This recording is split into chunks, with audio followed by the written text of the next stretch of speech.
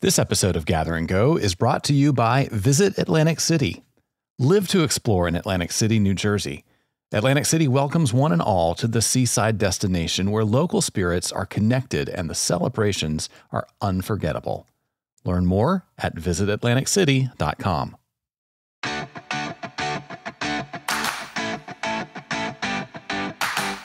Well, hey there, everybody.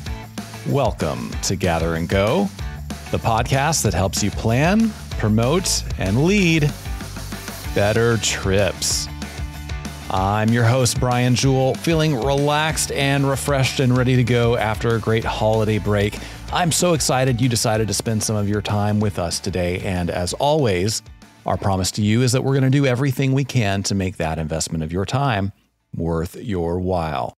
Today, we're going to do that through a great conversation with Sahara Rose De Vore, who is the founder of the Travel Coach Network. Now, if you don't know what travel coaching is, or you maybe have heard about it, but are a little bit unclear about the role it plays in our industry, this is going to be a great opportunity for you to become familiar with a growing trend. But even more than that, Sahara is going to talk with us about how she and other travel coaches are helping people really tap into the transformational power of travel and how you can do the same on your group trips. It's going to be an enlightening and inspiring conversation. Before we get there, though, let's start with some travel news you may have missed. Perillo Tours is launching a series of faith-based itineraries. The company, widely known for its trips to Italy, announced late last year that it will offer tours highlighting the country's religious heritage beginning this spring. The initial faith-based offerings will focus on famous Italian sites such as the Vatican in Rome, Assisi, which was home to St. Francis, and Padre Pio Sanctuary. The tours will also visit lesser-known religious sites around the country. Steve Perillo, the company's third-generation owner, said there are also plans to offer tours to Israel once the war with Hamas is over. Perillo is looking into tour possibilities in Egypt and Jordan as well. The expansion into faith-based tours comes on the heels of a banner year for the tour operator. In light of that success, Perillo has hired additional leaders to help grow business beyond Italy. The company plans to accomplish that in part by focusing on the group market in 2024 and beyond. Now it is time for the road tip segment of our show. That is the part of every episode where we reach into our bag of travel experience and pull out some tips and tricks that we think will help you make your next trip more successful and less stressful. And today's tip is all about navigation when you are in an unpopulated area. In fact, when you're in an area where you may not have cell service. You know, we all rely so much on our smartphones. And when we travel, I know I certainly rely on the mapping and navigation functions of my smartphone to get me from where I am to where I'm supposed to be. And usually that's not a problem. But every now and then, if you're traveling from one city to another city, you may pass through a remote or unpopulated area where it's very hard to get a cell signal. And if you've ever found yourself needing to look up some information or get directions to a place, well, you know that without that cell signal, your phone can't pull up a map, let alone any of the other information you might need, like phone numbers, contact information, et cetera, et cetera. And that can put you in a bind, especially if you need information quickly or if you've gotten a little bit turned around and don't know where you're going. Well, the good news is that the modern generation of cell phone operating systems now allows you to download maps in advance. And this is actually a huge help for people who are traveling. I'm going to explain to you why, but first of all, we need to start with a little bit of an understanding of how your cell phone actually works. Now, your cell phone is capable of sending and receiving a variety of different kinds of signals. We're all familiar with Wi-Fi, which is the wireless internet signal that you get when you sign into a network, say at your home, at your office, maybe an airport, a place like that. When you're not signed into Wi-Fi, your phone is using what we call the cellular data network to send information back and forth. That's the network that your carrier has constructed with cell towers all over the country. And most of the time, you're probably within range of one of those cell towers, and you can get the information you need just fine. But there are times when you're traveling that you are out of cell range, you don't have any cell service, and that can make it a little bit tricky to get information. But there is a third kind of signal that your phone is always sending and receiving, and that is a GPS signal, or global positioning signal. Now, this is a signal that your phone is sending directly back and forth with a whole network of satellites that are orbiting the Earth. And it's this network that's able to actually pinpoint your location and help you find out where you are in relation to the places you need to be. Now, the interesting thing to note is you don't have to have a cell signal for the GPS signal to work, which is why your phone still knows where you are, even if you're off cell data. And that's a great thing. But where things get tricky is if you are on that GPS network and you are trying to map your way to somewhere you need to go, but you don't have cell data because your phone uses that cellular data to download the map information so that you can get a visualization of where you are. So your phone knows where you are based on GPS coordinates, but if you're not able to download that map, well, you just have a location with no context as to what's around you or how far you are from the place you want to go. But the good news is that now you are able to download maps in advance, and that solves this problem.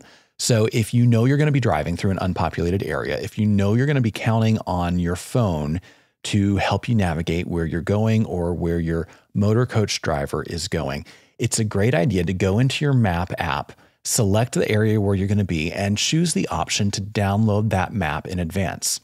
What happens when you download the map is that no matter whether you have a cell signal or not, your phone is going to be able to use the GPS coordinates that it's getting off the satellite system and overlay them on top of the map it has already downloaded so that you know exactly where you are, and your phone can generate accurate turn-by-turn directions to get you to where you want to be.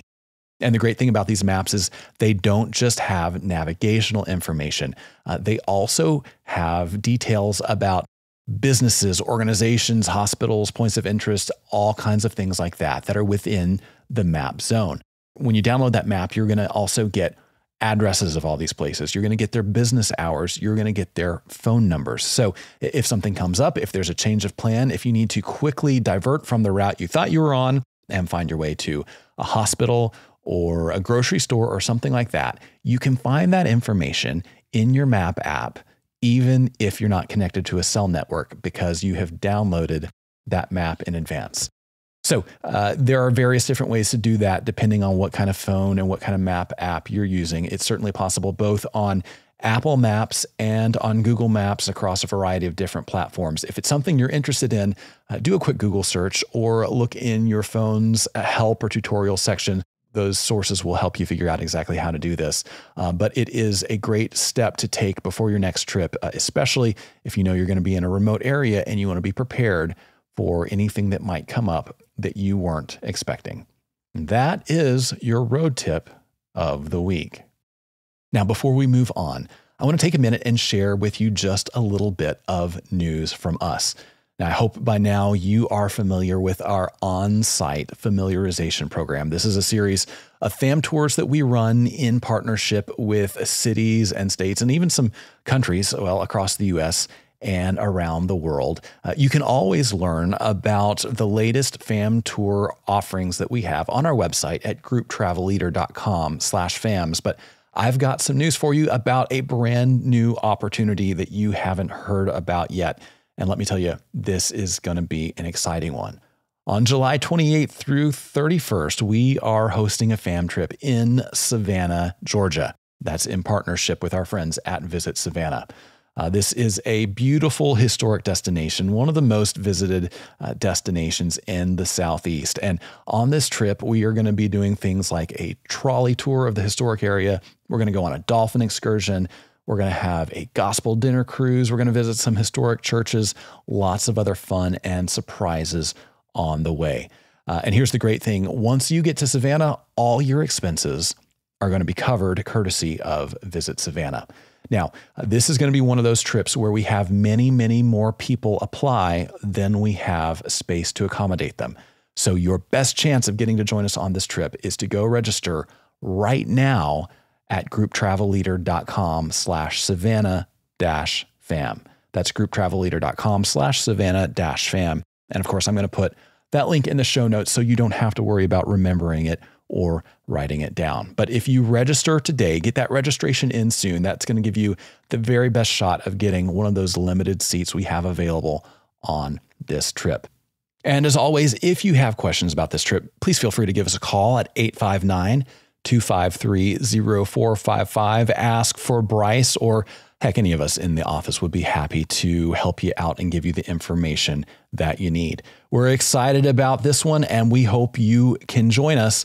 Get that application in right now at grouptravelleader.com/Savannah-fam. All right, it's just about time for us to get into our featured conversation with Sahara Rose De Vore.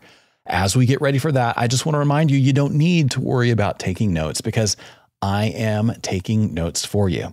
That's right. We're going to come back at the end of the conversation with a wrap up of some of the most important points. And I'm also going to include those in the show notes, which you can access right below wherever you are listening to this podcast. And let me encourage you to stick around to the very end of that, because after the interview and the wrap up, I am going to share some of my thoughts about traveling in contentious times and how we in the travel industry might prepare ourselves for what is sure to be a hot election year in 2024. You won't want to miss that. We'll be right back with Sahara Rose De Vore. Atlantic City is ready to celebrate life's greatest moments with thrilling year-round events and attractions. With 24-hour gaming at 9 casino resorts and stellar entertainment throughout, Atlantic City is sure to provide iconic celebrations. Historic, wooden, and more than 5 miles long, the Atlantic City Boardwalk attracts visitors from all around the world as they create their own waterfront memories. You can stroll the wooden way by foot, on a bicycle, or via the legendary rolling chair. Bask in the glowing sun, take a dip in the Atlantic Ocean, or stroll along the white sandy beaches to find the perfect seashell. At the famous and free beaches of Atlantic City, adventure is on the horizon.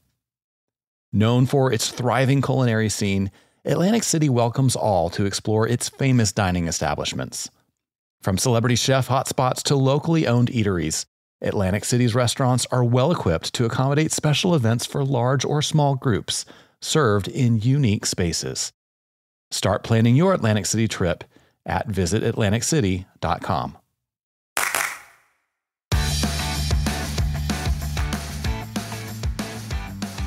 All right, everybody. My guest today is a wellness travel coach and the founder of the Travel Coach Network, a global community of travel coaches. She has traveled solo to 84 countries, has spoken on the TEDx stage, and has been featured by more than 175 media outlets. In 2023, she was named one of Travel Pulse's most influential women in travel. Sahara Rose De Vore, welcome to the podcast. Hi, Brian. Thank you so much for having me today. I am so thrilled to have you. I have to know how you got to 84 countries and what made you decide you were going to do it solo. Yeah, that's a really great question. I was never someone who grew up thinking that I would travel the world. I come from a small family in Wisconsin. I'm an only child to a single mom, and our extension of traveling when I was younger was everyone gathers in the family van and we drive from Wisconsin down to southern Texas and then over to Mexico. My grandmother on my mom's side is from Mexico. And then I remember bits and pieces of that because I was so young. And then we would do the same thing up to the French region of Canada, which is where my grandpa, my mom's side, was from. But I barely remember that. So that was our travels. We didn't have anyone that traveled for business in our family. No one went on vacations. No one went on planes to go anywhere. So travel was just never something that I thought about. So when I was in university, I also was never someone who knew what I wanted to do for a career path. I had all my friends graduating high school, going into college, knowing what they wanted to study. I changed majors several times. Luckily, the first couple of years of university, it really doesn't matter because you can try different courses. But it became the third year of university, and I was actually switching schools, moving back to the Midwest from Arizona. And I had a very short window of time to find a new school to go to. And what do I want to learn? What do I want to study? What am I going to be doing for a career? I really didn't know. And I came across a hospitality and tourism program at a school called Roosevelt University. And I said, travel, that sounds cool. I've heard of this thing called backpacking Europe. That would be Yeah. fun to do one day. I had no idea what I was looking to learn or looking to get into. And it was really that first day in a university where I really was exposed to how much people traveled in other countries and how easy it was. We had a lot of foreign exchange students from Europe and from Southeast Asia, and they've been to like 5, 10, 15, 20 countries. My mind was blown, and something inside me said, I'm going to figure out how I can travel the world once I graduate. So I had 2 more years, and I made it happen.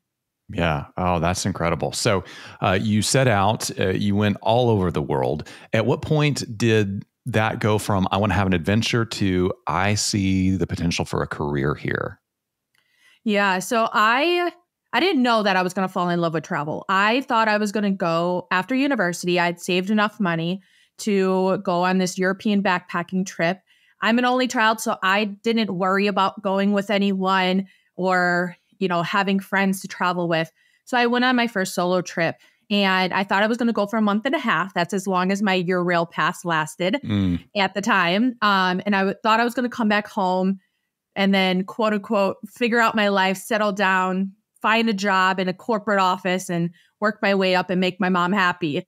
And I knew that doing that was not going to make me happy. I knew that working for someone else or a company that didn't really value me or told me I couldn't go on a vacation when I wanted to in my 20s, I was not going to be satisfied. So I guess I got bit by the travel bug, but I came back home for the holidays after Europe, and I repacked my bags and I bought a one-way ticket to Central America. I went to Costa Rica, and it really just was on and off from there. And I still struggled for a really long time to figure out what I wanted to do with a travel career. Granted, this was in 2010 when I started traveling. And back then, we didn't have all the social media and apps and travel platforms and career options that we have now. They're very traditional, work in hospitality, be a travel agent. Then all of a sudden, I say I traveled during a really prime time in the industry. There was a rise in technology and social media and the impact it had on travel. So I got a really well-rounded perspective, but I still felt like there was a void in the industry. I still said, I don't want to be a travel agent and book trips. I don't want to write about travel. I don't want to work in hotels. I don't want to be a flight attendant. What can I do with all this love and knowledge I have about travel? There has to be something more. And I struggled for almost a decade to figure out that. And that's when I realized at the age of 30, I gave myself that window. At 30, you'll figure out your life. So 30 came about, and I sat down with a computer for the first time, traveling with a computer in the north of Spain. And I started Googling how to start an online business. What are people doing online? How do people make money? What are travel jobs online? And I came across the coaching industry. Something clicked to be a travel coach. And that's how I started my business in 2018. Yeah. So travel coach is a term that many people may not be super familiar with, or they might be a little bit confused about what it means. So explain what a travel coach is and how it may be similar to or different from the travel advisor that so many of us are familiar with. Yeah, great question. So when we think of a travel professional, travel job, our minds automatically go to a travel agent, travel advisor, same thing. Because that's really the boxes the industry has put up around what you can do if you want to help people travel more. And travel coaches, on the other hand, help people set intentions for their trips and really understand why they want to get away so that they can make better planning and booking decisions. It's really about those underlying motivations and really using travel as that tool for things like transformation, reaching personal or work goals, or even boosting our mental overall well-being. So when we think about the true reasons why we travel, go beneath the surface of the generics, nightlife and lay on a beach and 5-star restaurants, what are we really looking to get out of this? And how can travel really be used, this experience really be used to benefit us? because it transforms our lives in so many different ways. Travel coaches just bring that to the surface. Yeah, I want to talk more about transformational travel in a few minutes. But first, so you started this coaching network. You've got tons of members now. Tell us about the growth of travel coaching as a concept, how quickly it's growing, and what you think in society or in the marketplace is kind of driving that growth. Yeah. So when I started my own wellness travel coaching business in 2018, because I said, I'm going to be a travel coach. What area or niche or area of expertise do I want to focus in? I was more passionate about really helping companies embrace and understand the value of travel for their employees. Because as a traveler, despite skipping the corporate route, I had met so many other travelers who were quitting the 9 to 5 to travel or wanting to travel the world more and just leaving their corporate job. So I said, I want to focus in that. There must be an issue. So shortly after I started my own wellness travel coaching business and posting about it online, I had others reaching out asking about travel coaching. What is it? Where can I learn about it? Where'd you learn about it? I might be doing it already. I might want to do it. So there wasn't a platform. There wasn't anything out there for it. Something clicked again within me. And in early 2019, I founded the Travel Coach Network and been growing that platform ever since. And now we run the world's first and only International Coach Federation accredited certification program. And the reason why I believe, and not only that I believe, but I've asked my members what draws them to our platform, to our program. And when we take a look at what happened during 2020 and 2021, 2022, when travel came to a complete halt, it got flipped upside down, shaken up, and given a fresh restart. But that time also allowed people working in travel or travelers the time to really reassess how they were helping people travel and what travel meant to them. And they started organically looking for something else more meaningful online. And travel coaching came up. And that's how they started coming to our platform. When I get people who come to our programs or Facebook group or platform or website, and I ask, how'd you hear about us or what brought you here? They're like, I've always been looking for something that I can do that's more aligned with what I believe in about travel and how I want to help people travel. And the industry hasn't been able to allow you to do that until now. We see the concept of travel coaching. Yeah. So for a long, long time, many people's paradigm around travel has been, like you mentioned, the beach, the 5-star restaurant, shopping in a different place than where they can shop at home, all that sort of thing. Transformational travel is really kind of a different paradigm. So for people who may never have thought about travel as a transformational instrument, tell us more about what that means and what kinds of changes people are looking to travel to help them fulfill in their own lives. Yeah. Why travel coaching has been such like a flip in the way we think about travel is because oftentimes these transformations or these changes that we get while we travel has come as an afterthought, or we have the experience first and then we come home and we're like, wow, that really, impacted me, or you share these memories with your friends and family, or you get bit by the travel bug and you keep on going. So it's just proof that travel has the ability to really make an impact and change us. But travel coaching brings that to the surface first. So it brings intention to how can we use this trip and what are we looking for?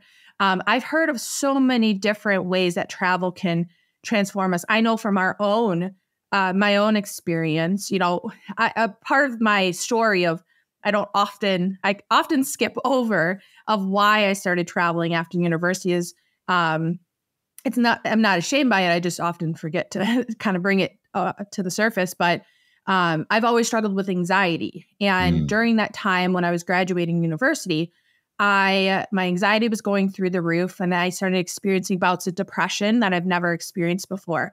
And I just wasn't happy. I wasn't happy in my life. I didn't want to be in the big city, Chicago. I was having a same routine. I was working in restaurants that I was getting so burnt out because I was just saving money for these trips.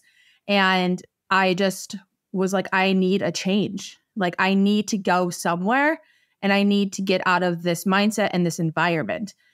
And often people look to that. We hear escapism, we hear a getaway.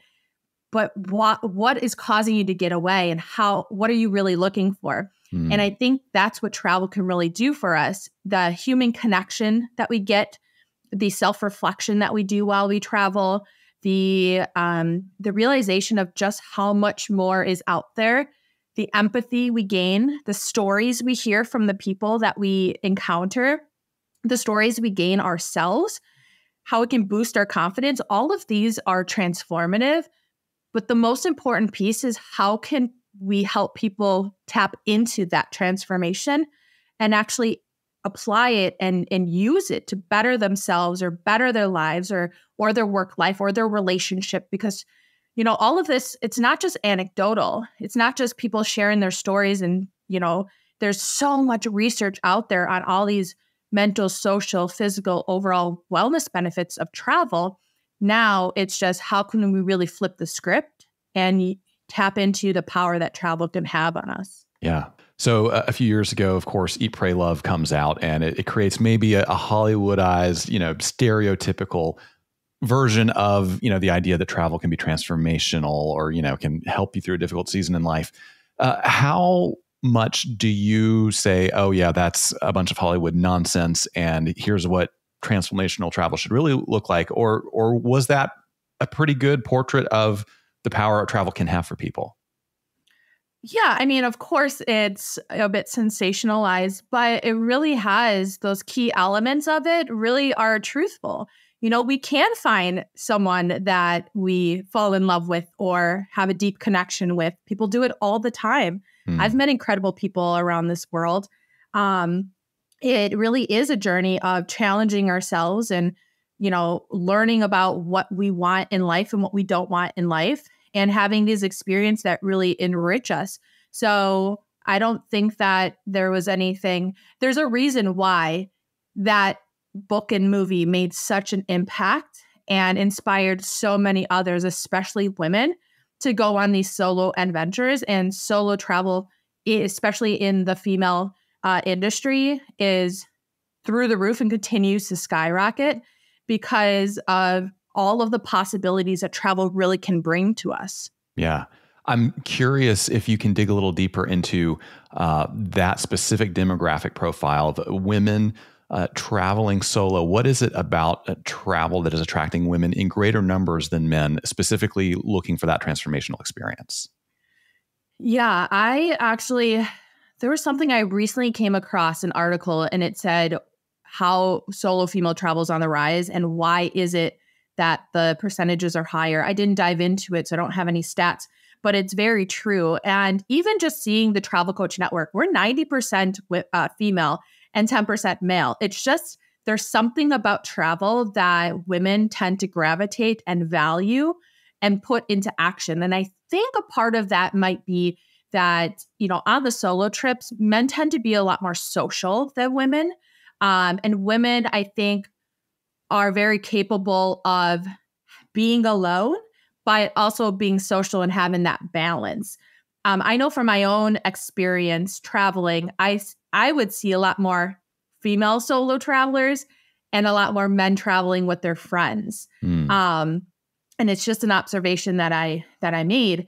But I think that women are a lot more willing and motivated to make a change and really sculpt the life and find what happiness looks like to them. And maybe, and this is just a guess, but maybe men are a little bit more complacent and it is what it is and just powering through, versus women are like, what else is out there? What else can I do with my life? And travel has always been that kind of shiny object that we have turned to kind of get out of the environment that we're in. And what I've also noticed is that, especially in the Travel Coach Network, we have so many different travel coaches who focus in different niches. And some examples that I've heard and worked with some of my coaches are, women who go through a divorce and, life transitions. So divorce or career change, or they're empty nesters And they're like, okay, this is time for me to really find out who I want to be and find out what I want to make out of my life. And there's something behind the action taking that women are a lot more hesitant to do, I think. But I don't know. You're a man. What are your thoughts on that?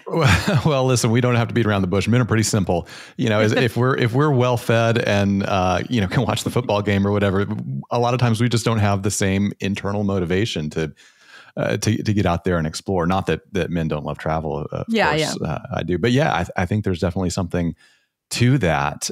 So give us some examples of some of those transformational experiences, either that you had in your travels or that you have heard about people, doing something or meeting someone, having some experience on the road, and then bringing it back in a real way that affects their life going forward. Yeah. Of course I have my own, but one that stands out within my travel coach network that I always bring back as a guest coach and a speaker at my events is a lady named Sue. And Sue started traveling after she lost her husband very abruptly and unexpectedly and years ago. And, as you can imagine, that's going to flip your life upside down. And she was just at a loss of what to do with herself and her life and her mental health and everything. And her friends started inviting her on trips. And then eventually, and she just found it as a time to just say yes. Yes, I'll go. I don't care where we're going. Sure, I'll go. And then eventually that turned into her going on her own solo adventures. And she didn't know that travel would be such a healing tool for her during that. But she always shares how it really transformed her to do who she is today, and the mindset she has and the lifestyle she has and the relationship she has. And travel has been that key element, that key piece that really transformed her life. And I hear stories of that all the time, of women who have lost their children and really turned to travel to find purpose in their life again. Those are really powerful things that people don't talk about when we see advertising for travel, that when we see these, tourism marketing. But it's the reality of travel. And that's really why, I've grown the TCN to what it is, but I just continue to be inspired by these stories of just how transformative travel has been on the lives of others. Yeah. So when you are booking travel, there's no way to remove the dollars and cents from, the business side of travel. And you're looking at hotels, you're looking at flights or, train rides, whatever you're doing, meals, et cetera, experiences, tickets. It's easy for a traveler to get stuck in a transactional mindset. And I think when we're interacting with other communities, other cultures, that transactional mindset can even be harmful, right? It can be kind of dangerous. So how do you coach people to sort of shift that mindset from all the transactions that have to happen as part of travel and instead open themselves up to those transformational experiences? Yeah, we hear terms nowadays like mindful travel and cultural immersion, and it's really just bringing those concepts to the surface and educating travelers on the possibilities. And this is something that I tell my coaches all the time, is that just because you believe in and understand the power that travel has to transform you doesn't mean that everyone else or your ideal clients do. You have to paint that picture and tell them just how impactful an experience can be and satisfy those needs and goals. That's a problem that the travel industry has had, in my opinion, for so long, is this construct of this transaction, especially in the world of the planning and the booking of the trip. And when I think we don't get to that emotional stage, because travel is very emotional, it's very personal. When that stage is not addressed during the planning phase, it's missing the opportunity for the traveler to carry that emotion, that empathy, that compassion over into their actual travel journey experience. And that's where I think the lack of consideration that we see sometimes for the environment or for the cultures or for, even just the attitudes towards vacation sometimes, this like self-centered self-righteousness that we often hear from travelers because they have spent this much money. Yeah. They're not aware of that impact that they're making and just how travel can be viewed in such a more emotional, personal way. And I think having that emotion, that empathy and compassion aspect has been lacking for quite some time. Yeah, I agree. Now, very often when we think about transformational travel, what comes to mind is a picture of somebody in a foreign country, right? An exotic trip, something that takes you very, very far from home. That's not possible for everybody for a whole variety of reasons. So I wonder if you could help inspire people on how they can find some of those same experiences and outlets here in the US or in North America. Yeah. I think that was something that we had to start thinking about during the pandemic when we weren't able to get on a plane. And travel doesn't mean having to get on a plane or bus or train and going very far. Travel is just, going from one place to another. You can travel into your own local parks. What I like to say is travel has the elements of travel, which are things like human connection, time in nature. And these are things that all of the things that we would be seeking if we were to go abroad somewhere, we can find anywhere. But you have to acknowledge, what am I in need of? So I know for myself, I absolutely love the power of blue spaces and green spaces. So being in nature. And that doesn't matter to me if it's the nearby lake or pond, or if it's a stream, or I'm somewhere abroad near an ocean. There's a lot of power behind the benefits of being near bodies of water. And so finding what it is that you're looking for and where does that exist around me where I can go. And sometimes it's simply just a change of routine and a change of environment that people need, or that social interaction as well. Yeah. So a lot of our listeners are people that plan travel for groups. They may be tour operators or, travel agents that put group packages together. So I know your background has been in a lot of solo travel, but I wonder if you have some ideas about how people can plan those intentionally meaningful or transformational experiences into a group itinerary when there may be 10, 15, 20 plus people all involved. Yeah, that's a great question because yes, my background is solo travel, but working with my travel coaches, many of them do work with group trips, whether they go on the group trips with them or they host retreats. And so what I like to say is, just because it's a group, there's a couple things. Because it's a group, there's also that group is made up of individuals, and each individual is looking for something different. Just because you have an itinerary and a set sort of activities or experiences that they check the box, yes, I am ready for that, doesn't mean they're looking for the same outcome out of each one of those key pieces of that itinerary.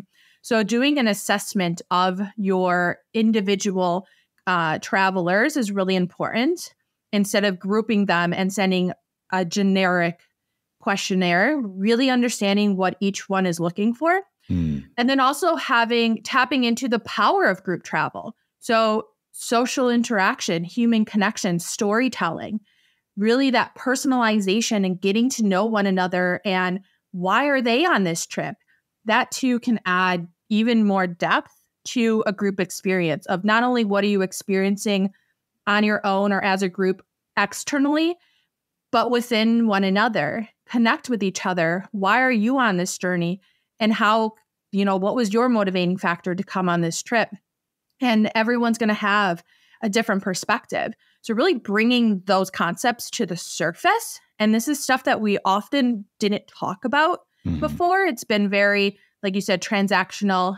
Here's the itinerary. Here's the trip. Let's have some fun. But really getting to that emotional aspect of the trip, self-reflection, especially post-trip as well, is really important for the travel expert, the business owner, to really gain that insight of how can I make this experience even richer for my group. So would you suggest that business owner or that travel planner get really intentional about creating those moments for social connection, for sharing during the trip? Or is it something that happens organically often enough that they can kind of just generally create space and it will sort of happen on its own? I think it's a combination of both. There's human connection between the people that we meet while we're traveling. So whether it's the locals, it could be a human connection of organizing a volunteer giving back experience. How can they make an impact? And maybe it is something like a social dinner. Maybe there are certain questions that are asked during mealtime or when you're on the bus going from one destination to another, when people tend to be a little bit more quieter. So it really depends on that specific group and what that business owner has in mind. But as we know through travel, there's so many different ways to get human connection and social interaction. So kind of mixing that up. Yeah, I love that. Now, you mentioned retreats a minute ago, and that is intriguing to me because I think a lot of people think of a group vacation as, you got to go to all these places and do all these things, but you have coaches that do a lot of retreats in your community there. So tell us what a retreat looks like as a travel experience and how people can use that and leverage it to create those transformational moments. Yeah, so I think a retreat is going to be take the group trip concept and really centralize it on that human connection aspect. So that more time together, that more intentional, what are we doing with our time? And then tapping into the destination as an added benefit to their overall experience. So whether it's a theme of exploration or going off the beaten path or immersing into a culture, and then taking the time to reflect on, well, why are we here in this retreat? What are we looking to get out of it? A lot of times there's a healing aspect, but there's themes to different retreats as well. So working with my coaches and hearing what they have, why they take their clients on retreats and the type of the retreats and the type of clients that come. What I've heard recently from a coach is that they were running retreats for people during these life transitions. So especially during career transitions, when they're just looking for clarity and purpose. So those are two aspects right there that really need to be focused on. And how can you, as the travel expert, take these different elements of travel and really, amplify that overall theme and outcome that your clients were looking for from the beginning? Yeah. Oh, I love that. Well, I could pick your brain on this all day. I know you've got lots of other stuff to do, so we're going to let you go in just a moment. But first, tell people where they can find you, follow you, find your podcast, learn more about your network. Yeah, thank you. Well, if you want to find myself, Sahara Rose, the travel coach, on Facebook, Instagram, TikTok. If you'd like to follow the Travel Coach Network, you can find the Travel Coach Network across all the platforms and our website. We do have a free beginner's guide to travel coaching on our website as well. And come join us in our Travel Coach Network global community, our open community. Yeah. And you have a podcast as well, right? Yep. The Travel Coach Network podcast. Fantastic. We will link to all that in the show notes. So before we let you go, we have some fun questions we ask everybody, and no pressure on these. So you can just answer off the top of your head. When you travel, are you booking a window seat or an aisle seat? Window. Yeah. Just for the view? A couple different reasons. I'm 6 feet tall and I don't like when the cart hits my knees and legs. So I try to get as far in as possible. Yeah, makes total sense. So what's something in your carry-on that you wouldn't travel without? My carry-on. I always like to just have something to write. When I was traveling, I always had a little notebook where I guess this just ages me, but we didn't have all the tools and apps that we have today. Yeah. So I would always have a notebook that would write down my directions of the hostel I just booked. But I like to just write what I'm thinking all the time. So I always carry a little notebook, a notepad in my carry-on. Yeah. Oh, that's smart. I love that. If you had a free airline pass and a week with nothing else to do, where would you be headed next? Oh, that's a great question. I've been to so many places. I always love going back to Thailand. And now that I'm married and my husband hasn't been pretty much anywhere, I'd love to go back to show him some places that I just absolutely loved. So would probably go to Thailand, especially because it's winter time. It's going into winter time here in Wisconsin. And I usually escape all of our winters. So the warm weather sounds very appealing right now. I get that. Yeah. So that ties perfectly to our last question, which is what is something you have seen or done on the road that you wish you could go back and experience again with somebody you love? Oh, geez. Gosh, I've just seen such really incredible places. One place too that I really, really loved was Iceland, because I've been there a couple times now, but the topography of the land is just insane. There's everything from giant waterfalls to black sand beaches, to icebergs, all within just like 30 minutes of each other. Wow. So it's hard to explain the lagoons, everything. It's hard to explain how awesome it is. So I would love to have my husband go with me to Iceland someday just to see how cool that the land is. Yeah, put it on the list. That sounds amazing. Sahara, thank you so much for joining us. It's been a pleasure. Thank you so much, Brian, for having me.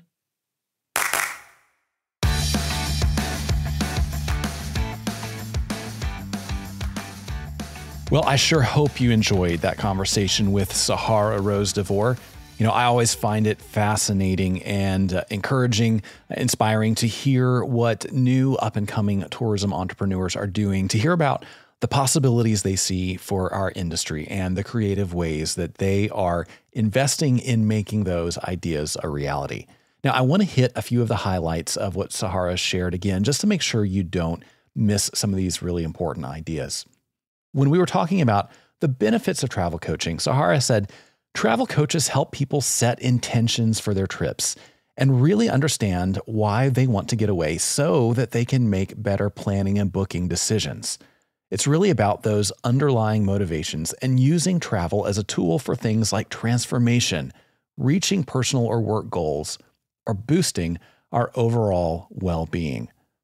I think a lot of us intuitively have an understanding that travel can be impactful, that it can be transformational, that it can increase our well-being. But so often we just expect that to happen kind of automatically. It's kind of haphazard. It's unintentional. I love this idea of taking some time before a trip and getting very intentional about saying, not only what do I want to do during the trip, but what do I want to happen inside me during the trip? Or what do I want to happen inside my travelers during the trip? And how am I going to intentionally plan this experience to see to it that that takes place in the most impactful way possible? Cool idea there.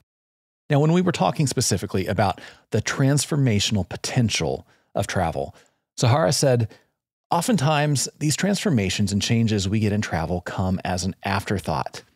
It's proof that travel really has the ability to make an impact and change us. And she said, I've heard of so many different ways that travel can transform us. We hear about escapism and wanting to get away. Travel can give us human connection, self-reflection, and the realization of just how much more is out there. The empathy we gain, the stories we hear from the people we encounter, all of these are transformational. So how do we help people tap into that transformation and actually use it to better their lives and relationships? I love this. And Sahara later went on to share stories of how she has seen travel make huge impacts in her own life and the lives of other people. And it's something that we shouldn't take for granted. And I really think this is the new frontier of travel in the 21st century. This is what people are looking for. And if we as an industry, if you as a professional can find ways to deliver that, you are going to be just fine in the coming age of tourism.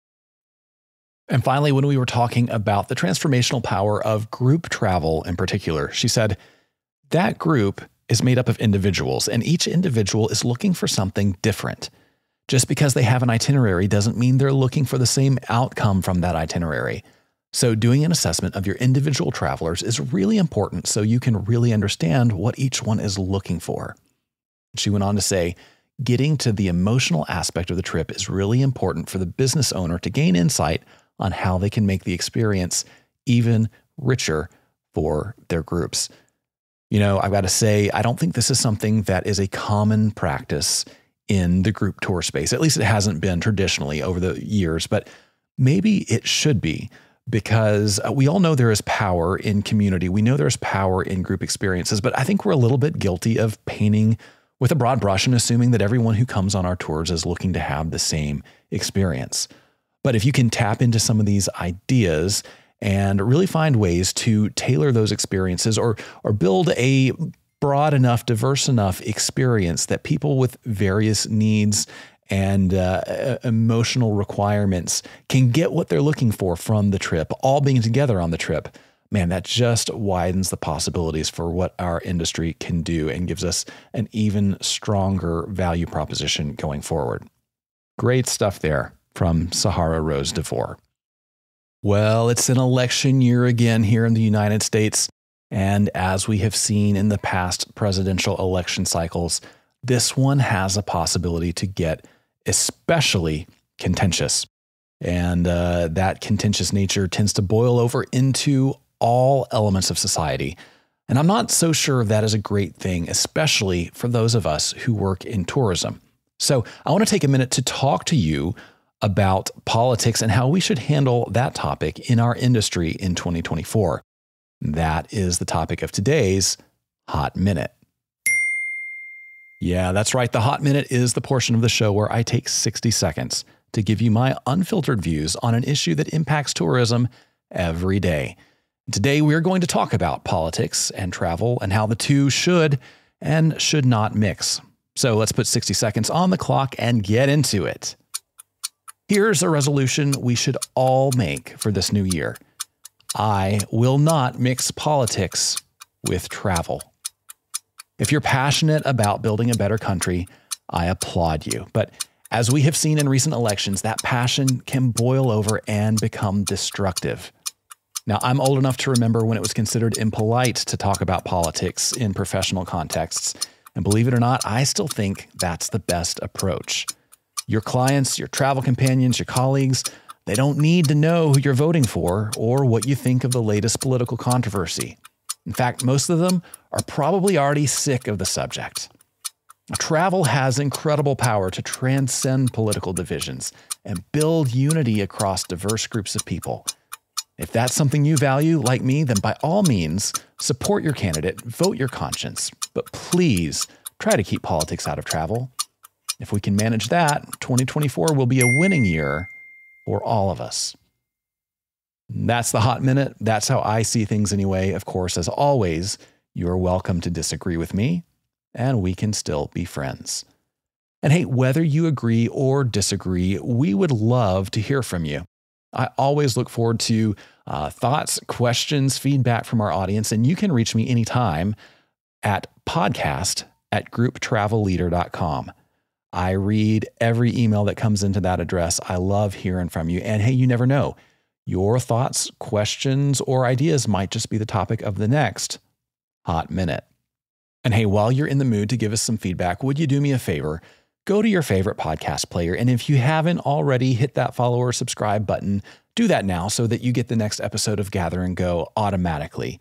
And while you're there, we would love for you to give us a rating, leave us a review. Those are super helpful. And I am so thankful to everyone who has done that so far. My thanks as well to Sahara Rose De Vore for joining us today.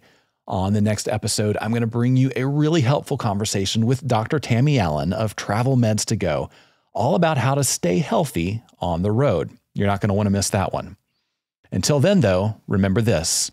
At the end of the day, we're all on this trip together, so let's make it a good one. See you next time on Gather and Go. Gather and Go is hosted and executive produced by me, Brian Jewell. Our publisher is Mac Lacey. Danya Simmons is our creative director. Ashley Ricks is our circulation manager and graphic designer. Our sales team is Kyle Anderson and Bryce Wilson. To advertise on the podcast, call Kyle or Bryce at 859-253-0455. Gather and Go is a production of the Group Travel Leader. For more information on our podcast, magazines, and events, visit us online at grouptravelleader.com. This episode was sponsored by Visit Atlantic City. This vibrant city awaits your arrival, and the knowledgeable staff is on hand to assist you with everything you need to make your group visit a success. Learn more at visitatlanticitycity.com.